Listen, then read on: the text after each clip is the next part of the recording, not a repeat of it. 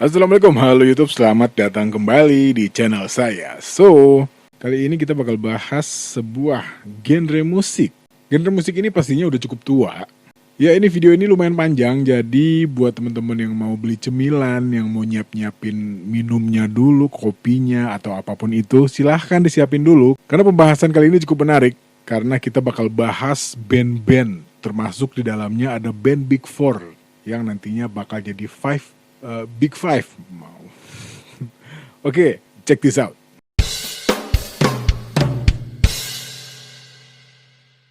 Ya, thrash metal atau hanya thrash. Ya, biasanya ada orang yang nyebut juga cuman thrash doang. Adalah subgenre ekstrim dari musik heavy metal yang dapat dikenali dengan musik yang agresif dan tempo yang cepat. Dan pastinya juga dengan seteman gitar yang lebih rendah alias low. Ya, pada drum biasanya permainan drumnya lebih cepat dan agresif dan juga diselingi dengan teknik gitar shredding. Liriknya sering berhubungan dengan kritik terhadap penguasa dan keprihatinan perusakan lingkungan. Dan kadang-kadang penghinaan terhadap agama tertentu yang mirip dengan rekan-rekan mereka di black metal. Langsung menunjuk dan terkadang juga mencela sebuah pendekatan yang dipinjam dari hardcore punk. Ya, genre ini sendiri muncul pada awal 80-an ketika para musisi dan drummer mulai mengenal permainan double bass drum dan menggabungkan gaya permainan gitar yang kompleks dan sound yang lebih berat. Yang berawal dari gelombang baru heavy metal Inggris atau disebut juga New Wave of British Heavy Metal. Secara filosofis, thrash metal berkembang sebagai reaksi terhadap konservatisme era Presiden Reagan dan subgenre dari heavy metal dan glam metal yang jauh lebih moderat, yang dipengaruhi musik pop yang mulai dikenal dengan luas. Karena zaman itu TV juga mulai banyak menayangkan video-video musik yang berkembang secara bersamaan pada tahun 80-an. Ya, gerakan thrash metal ini pada awalnya cuma di lingkungan indie label, termasuk Megaforce, Metal Blade, Combat, dan Noise. Dan mulainya industri perdagangan tape trading bawah tanah di Eropa dan Amerika Utara. Ya, mereka biasanya berjualannya dari tangan ke tangan, atau di toko-toko baju, toko-toko merchandise kayak gitu-gitu. Dan genre ini sukses secara komersial pada pertengahan hingga akhir 80-an dan awal 90-an. Dengan band yang dikenal sebagai The Big Four atau empat besar thrash metal. Ya, masuk di dalamnya ada Metallica, ada Slayer, Megadeth, dan Anthrax. Ya, dan Jerman pun nggak mau kalah. Di situ ada Kreator, Destruction, Sodom, dan Tankard. Semua band di atas paling sering disebut dan dipuji karena membantu menciptakan, mengembangkan, dan mempopulerkan genre thrash metal. Ya, sesuai perkembangan zaman, mengaruhi aliran thrash metal ini diantaranya ada lagu Queen yang berjudul Stone Cold Crazy, direkam dan dirilis pada tahun 74. Lagu ini dianggap sebagai cerminan thrash metal, sebelum istilah thrash metal sendiri ditemukan. Lalu muncul lagu Symptom of the Universe punyanya Black Sabbath yang dirilis pada tahun 75, di mana lagu ini sering disebut sebagai pengaruh awal pada musik thrash dan merupakan inspirasi langsung untuk lagu Diamond Head, Am I Evil.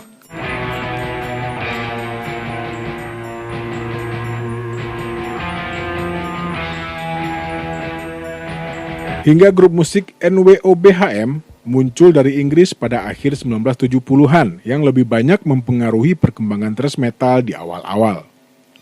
Ya, band-band seperti Diamond Head, Iron Maiden, Venom, Motorhead, Tigers of Pantang, Raven, dan Angel Witch memperkenalkan musik yang cepat dan rumit yang menjadi inti dari thrash.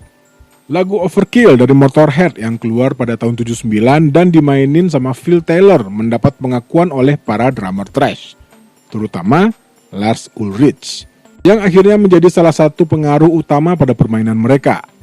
Di lain pihak, Brian Slagel, seorang eksekutif produser dari label metal Blade Records, mempunyai peran besar dalam membawa genre ini, karena ia yang menemukan Metallica dan Slayer dan memproduksi rekaman studio awal mereka. Band Void dianggap sebagai pionir hardcore di Washington DC dengan albumnya yang berjudul The Fate, yang keluar pada tahun 1982 dan sering disebut-sebut sangat berpengaruh pada musik thrash. Ya, walaupun mereka memainkan punk rock, mereka tetap dianggap sebagai pondasi untuk thrash metal. Ya, minimal dalam hal tempo.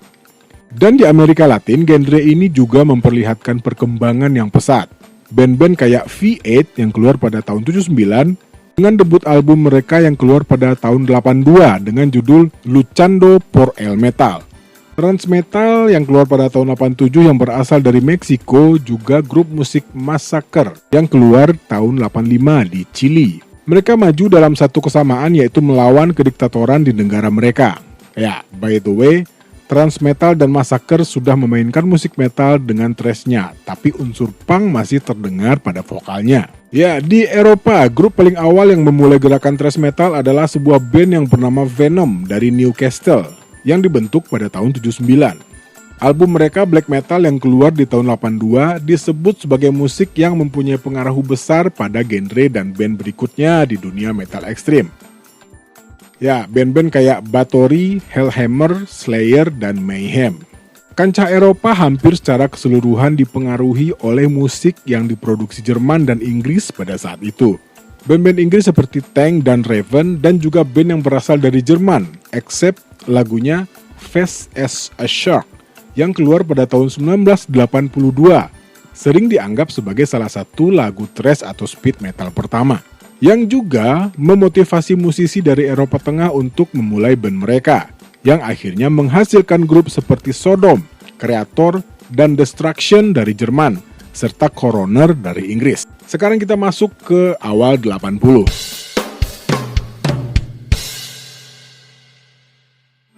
Ya, pada tahun 1981, grup musik asal California Selatan, Leather Charm, menulis sebuah lagu berjudul Hit the Light. Akrab dengan judulnya, ya saya yakin pendengar metal dari tahun 80, ya udah ting gitu.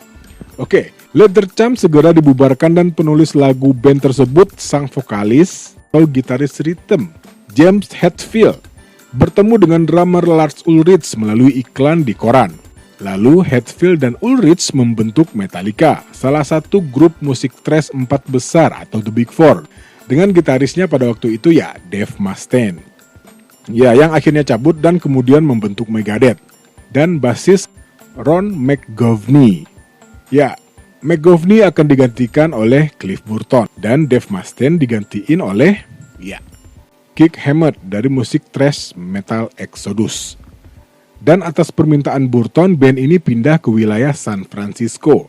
Bahkan sebelum Metallica menetapkan formasi bandnya pada waktu itu, produser Metal Blade Records Brian Slagel sudah meminta Hetfield dan Ulrich untuk merekam Hit the Lights untuk edisi pertama kompilasi Metal Massacre yang keluar pada tahun 82, yang nantinya direkam lagi buat album solo pertama mereka, ya Kill 'Em All, yang dirilis pada pertengahan tahun 83. Ya, istilah thrash metal sendiri pertama kali dipakai dalam pers musik oleh Kerrang. Ya, Kerrang ini sebuah majalah ya, dengan jurnalisnya yang bernama Malcolm Don, yang juga menambahkan Anthrax masuk ke dalam The Big Four. Ya, Anthrax sendiri dibentuk pada tahun 81 dengan lagu mereka yang berjudul Metal Thrashing Mad. Sebelum ini, vokalis Metallica James Hetfield menyebut suara bandnya sebagai speed metal atau power metal. The Big Four yang ketiga terbentuk di California Selatan pada tahun 81. Waktu itu, gitaris Jeff dan Kerry King bertemu saat mengikuti audisi untuk grup yang sama, yang akhirnya mereka memutuskan buat bikin band sendiri. Hanneman dan King merekrut vokalis atau basis Tom Araya dan drummer Dave Lombardo. Ya, udah pesan nebak apa nama bandnya? Yap, betul, Slayer. Dan Slayer juga ditemukan oleh produser eksekutif Metal Blade Records, ya Brian Slagel, yang juga mengambil Iron Maiden karena terpukau oleh penampilan mereka saat ngebawain lagu Phantom of the Opera. Ya, tapi Iron Maiden nggak masuk ke dalam The Big Four ya. Pada Desember tahun 83, 4 bulan setelah rilis debut Metallica Kill 'Em All, Slayer juga merilis album perdana mereka, ya Show No Mercy. Ya, di utara Kanada juga tak ketinggalan. Di sana juga menghasilkan band thrash dan speed metal yang berpengaruh kayak Annihilator, Anvil, Exciter, Razor, Sacrifice, dan Voivod. Ya, agak asing ya nama-nama bandnya. Oke, sekarang kita masuk ke pertengahan 80.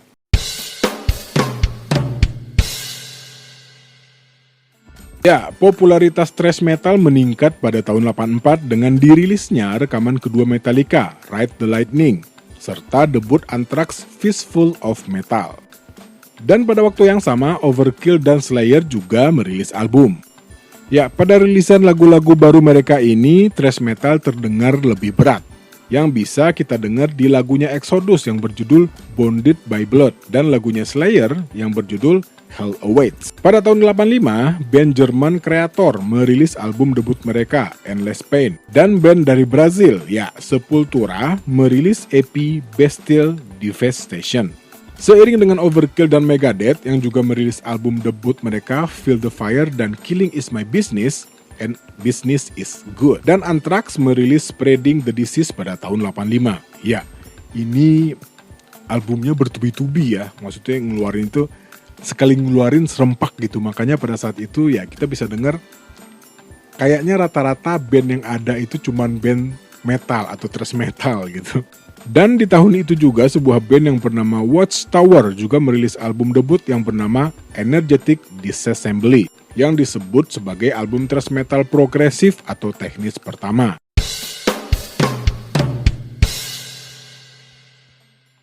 Dari satu sisi, tahun 86 mungkin merupakan puncak dari thrash metal, karena jumlah album yang boleh dibilang satu genre dirilis secara serempak. Dan album Metallica Master of Puppets yang dirilis oleh Meyer Label pada bulan Maret menjadi album thrash pertama yang mendapatkan sertifikasi platinum. Dan ini juga menjadi album terakhir buat Cliff Burton yang tewas dalam kecelakaan bus 6 bulan setelah rilis. Ya, di waktu yang berbeda, Kreator juga merilis Pleasure to Kill pada April tahun 86, yang kemudian menjadi pengaruh besar di scene death metal. Dilanjutkan oleh Megadeth yang juga merilis Peace Sells, But Who's Buying pada bulan September. Album ini terbukti menjadi terobosan komersial yang disebut All Music sebagai klasik dari thrash awal. Ya, Slayer yang dianggap sebagai salah satu band thrash metal paling badass di awal tahun 80-an merilis Rain in Blood pada bulan Oktober. Sebuah album yang dianggap oleh beberapa orang telah menginspirasi genre death metal. Dan di bulan Oktobernya, Nuclear Assault merilis album debut mereka yang berjudul Game Over, diikuti sebulan kemudian oleh Dark Angel dengan album Darkness Descends. Ya, album ini juga menaikkan pamor drummernya, yaitu Jen Hoagland. Album debut Flotsam and Jetsam dengan Doomsday for the Deceiver dirilis pada 4 Juli tahun 86 juga mendapat perhatian. Karena album tersebut menjadi yang pertama dari segelintir album yang menerima peringkat 6K dari majalah metal Kerrang. Dan dari band ini juga Jesse Newsted dikenal, yang tidak lama setelah rilis album ini, dia bergabung dengan Metallica sebagai pengganti Cliff Burton. Dan juga selama pertengahan hingga akhir 80-an, band-band seperti Suicidal Tendencies, DRI SOD atau Stormtrooper of Death, ya SOD ini merupakan band yang beranggotakan 2 orang personil Anthrax dan pemain bass yang juga dulunya bermain dengan mereka. Dan ada Corrosion of Conformity, membuka jalan untuk apa yang kemudian dikenal sebagai crossover thrash. Genre campuran yang terletak antara heavy metal dan hardcore punk, dan bisa dibilang lebih cepat dan lebih agresif daripada thrash metal. Band crossover thrash terkenal lainnya yang muncul selama periode ini termasuk band asal California, ya kayak Attitude Adjustment, Cryptic Slaughter, Excel, Hyrex, dan Verbal Abuse. Dan band East Coast termasuk Agnostic Front, Carnivore, Chromex, Crumbsucker, Gangrene, Ludacris, MOD yang digawangi sama mantan vokalis SOD Billy Milano dan Marvis Lowe. Ya, kita masuk ke akhir 80.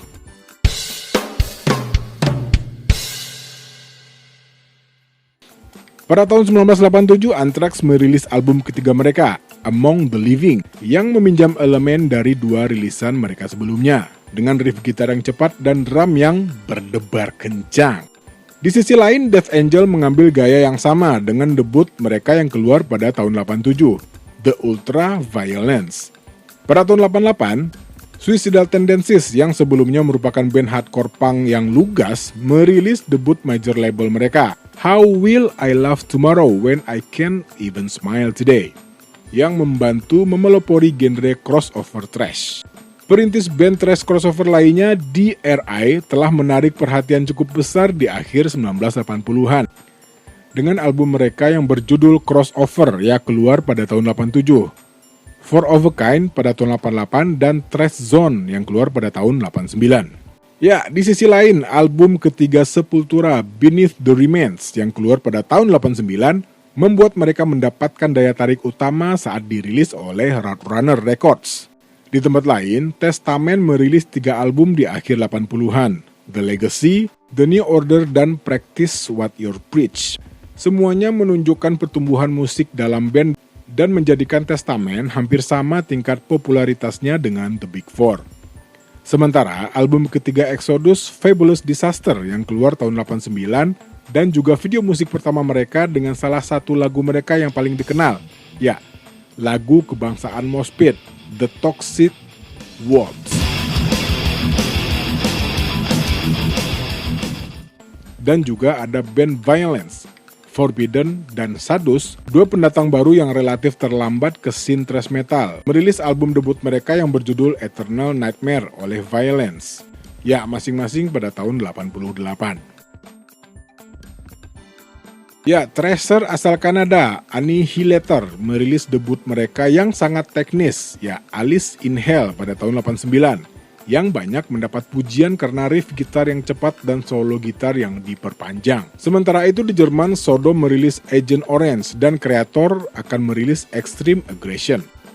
Beberapa album yang sangat terkenal terkait dengan subgenre thrash metal teknis juga dirilis pada tahun 89, termasuk Coroner dengan album No More Color, Dark Angel dengan Live Scars, dan juga ada band lain yang bernama Toxic dan Watchtower dengan album Control dan Resistance. Dan diakui sebagai salah satu landasan jazz metal fusion dan pengaruh besar pada genre death metal teknis.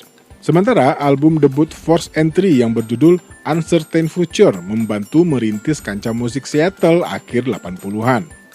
Ya, dari tahun 87 hingga 89, Overkill merilis Takeover, Under the Influence, dan The Year of Decay. 3 album ini dianggap album yang paling baik. Dan masing-masing The Big Four alias 4 besar dari band thrash metal merilis album pada tahun 88. Ya, Slayer merilis South of Heaven, Megadeth merilis So Far So Good So What, Anthrax merilis State of Euphoria, sementara Metallica merilis And Justice for All. Menelurkan video pertama band dan masuk ke dalam hit top 40 dengan lagu bertema Perang Dunia Pertama, ya, judulnya apa? Ya, One. Banyak band thrash metal yang mendapat exposure dari MTV, Headbangers Ball. Ya, terus ada lagi stasiun radio kayak KNAC di Long Beach dan Z-Rock di Dallas. Dan liputan di berbagai media cetak, termasuk majalah Kerrang dan Rip Magazine. Hal ini tidak hanya memainkan peran utama dalam keberhasilan crossover thrash metal selama akhir 80-an, tetapi membantu mendorong penjualan album genre Big Four dan band serupa lainnya, atau memindahkan mereka dari klub kecil ke arena dan stadion. Salah satu peristiwa yang paling menonjol dalam popularitas thrash metal yang tumbuh selama periode ini adalah di musim panas tahun 88, yaitu sebuah tour yang bernama Monster of Rock di Amerika Utara. Ya, waktu itu ada bintang tamunya Van Halen dan Scorpion, di mana Metallica adalah salah satu band pendukung pada waktu itu. Tapi ternyata yang lebih menarik perhatian adalah Metallica sendiri. Ya, 2 bulan lamanya mereka tur yang diadakan di arena dan stadion. Dan di tahun berikutnya diikuti oleh Anthrax bekerja sama dengan Exodus dan Halloween dalam tur Arena AS yang disponsori oleh Headbangers Ball. Intinya, serangan dari band thrash metal pada waktu itu sangat intens dan bertubi-tubi. Sejumlah besar grup thrash metal memberikan penghormatan kepada punk rock dan hardcore punk dengan merilis tribute lagu-lagu dari band-band punk. Di antaranya ada Metallica yang mengcover lagu dari band Discharge yang judulnya Free Speech for the Dumb, dan band Anti-No-Hair League judulnya So What, band Killing Joke dengan judul The Wait, dan Ramones ya judulnya 53rd dan The Third, dan The Misfits judulnya Die Die My Darling, satu lagi Last Cares atau Green Hell. Dan Slayer juga nggak mau ketinggalan, mereka merekam album Undisputed Attitude, sebuah album cover dari band-band punk rock, termasuk di dalamnya Minor Threat, DRI, dan Megadeth mengcover 2 lagu dari Sex Pistols, Ya, antara lain Anarchy in the UK dan Problems. Begitu juga dengan Anthrax yang mengcover lagu God Save the Queen dan Phrygian in the Region. Anthrax juga mengcover Protest and Survive, punyanya Discharge di album mereka yang berjudul Attack of the Killer Bees. Dan juga lagu We Are Happy Family punyanya Ramones. Snap atau I Almost Be Sleeping punyanya DRI, termasuk juga band Overkill dan Pantera. Ya, sekarang kita masuk ke tahun 90.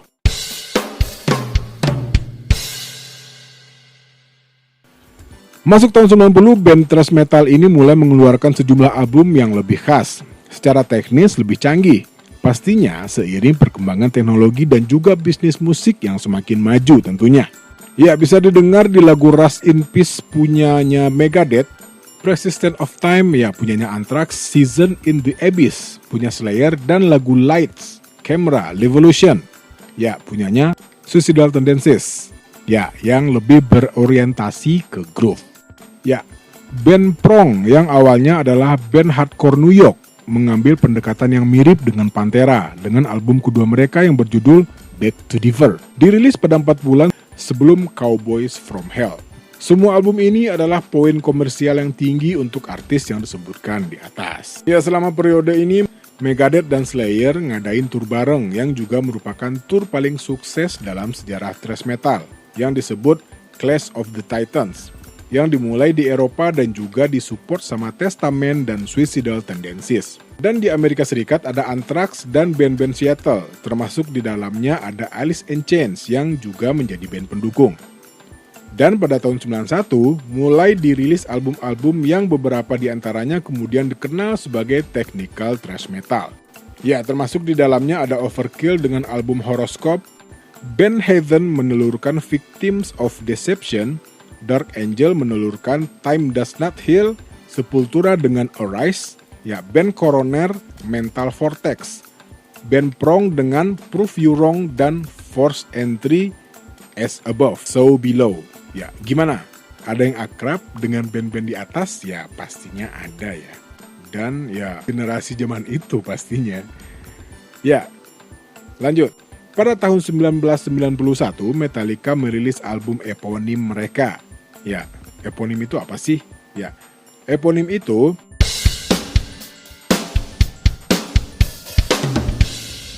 album yang dikenal sebagai The Black Album yang menandai perubahan gaya dalam band. Mulai menghilangkan unsur kecepatan, ya maksudnya tempo dari lagunya lebih lambat dari lagu-lagu sebelumnya. Dan struktur lagu yang juga lebih panjang dari karya band yang ada sebelumnya. Ya, album ini juga merupakan perubahan arah Metallica dari gaya thrash metal dari 4 album studio sebelumnya menuju ke heavy metal kontemporer yang lebih komersial dengan elemen hard rock, tapi tetap dengan karakteristik thrash metal. Dan album ini juga menjadi album terlaris dari Metallica dan memulai gelombang band thrash metal merilis album yang lebih berorientasi ke komersial atau yang lebih eksperimental. Dan kemudian di era 91 sampai 92 menandai awal dari berakhirnya puncak komersialnya, memulai gaya promosinya dengan memanfaatkan stasiun radio. Ya, Metallica adalah contoh penting dari pergeseran ini, terutama dengan album di pertengahan hingga akhir 90-an, ya album Load dan album Reload, yang lebih banyak menampilkan blues minor dan pengaruh rock selatan, ya Southern rock, ada unsur country dan ballad di situ. Dan juga pastinya perubahan dari sound mereka. Di satu sisi Megadeth mengambil rute heavy metal yang dimulai dengan album mereka yang keluar pada tahun 92 yang berjudul Countdown to Extinction. Ya, Testament, Exodus, dan Flotsam and Jetsam merubah menjadi lebih progresif di album mereka. Testament dengan The Ritual, Exodus dengan Force of Habit, dan FNJ dengan Quattro. Ya, Quattro. Salah satu pionir dari crossover thrash, Corrosion of Conformity mulai mengubah musik mereka menjadi lebih lambat dan dipengaruhi oleh heavy metal Black Sabbath pasca tahun 80-an. Ya, juga mengadaptasi pengaruh dan tekstur dari sludge metal atau doom, blues dan rock selatan pada beberapa album mereka. Termasuk ada Blind pada tahun 91, ada Deliverance yang keluar pada 94, dan Wise Blood yang keluar pada 96. Ya, menyusul kesuksesan groove metal yang diprakarsai oleh Pantera yang kemudian di Joe Belladonna dengan John Bass sebagai vokalis mereka, mulai menjauh dari formula thrash metal mereka. Ya, album Sepultura yang keluar tahun 93, Chaos AD, juga menandai awal transisi mereka dari death atau thrash metal ke groove metal yang telah mempengaruhi band-band yang sedang naik daun seperti Korn, yang secara timbal balik menjadi inspirasi di balik gaya new metal. Sementara album Roots yang keluar pada tahun 96 mempengaruhi band dari generasinya Linkin Park hingga Slipknot. Jadi, selama tahun 90-an terdapat pergantian death, thrash, dan speed metal oleh new metal dan metalcore sebagai epicentrum dari scene metal.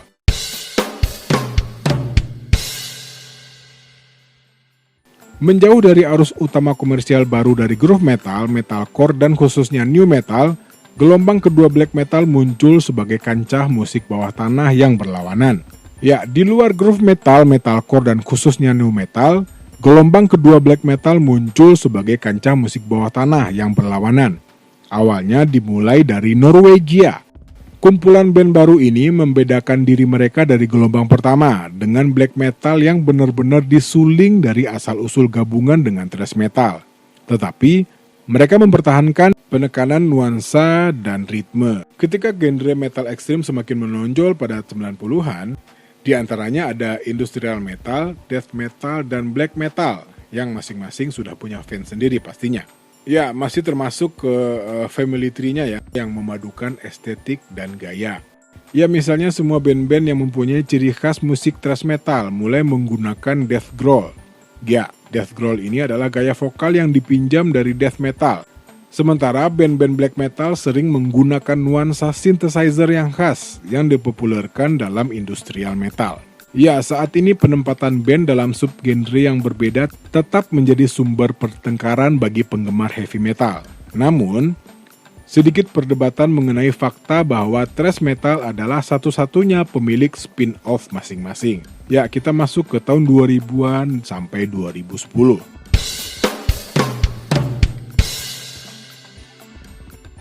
Ya, banyak band thrash metal di era tahun 80-an yang berpisah atau tidak aktif selama 90-an. Ya, kayak Dark Angel, Death Angel, Nuclear Assault, dan Forbidden. Ya, mereka bersatu kembali di tahun 2000-an. Band terkenal kembali ke akar mereka dengan merilis kembali album-album mereka. Ya, di antaranya ada Kreator yang merilis Violent Revolution yang keluar pada 2001. Ini udah lama ya. Terus Metallica yang merilis Death Magnetic pada tahun 2008. Ya, Megadeth dengan Endgame yang keluar pada 2009. Slayer World Painted Blood pada tahun 2009. Exodus yang merilis Exhibit B The Human Condition pada tahun 2010. Overkill dengan Iron Bone-nya yang keluar pada 2010. Dan Anthrax mengeluarkan Worship Music yang keluar pada tahun 2011. Ya, Testament mengeluarkan Dark Roots of Earth pada tahun 2012 dan Flotsam and Jetsam mengeluarkan Ugly Noise pada tahun 2012.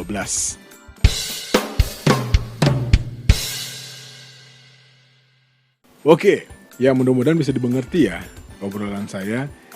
Ya mungkin ada yang terlalu cepat atau terlalu lambat ya, mohon maaf kalau misalnya kurang jelas. Tapi sepertinya kalau kurang jelas ada baiknya ditonton kembali atau diulang. Oke. Ya kayaknya nggak ada kata-kata penutup dari video ini. Karena ya udah terlalu panjang videonya. Saya Al pamit. Terima kasih yang udah pada nonton. Assalamualaikum warahmatullahi wabarakatuh.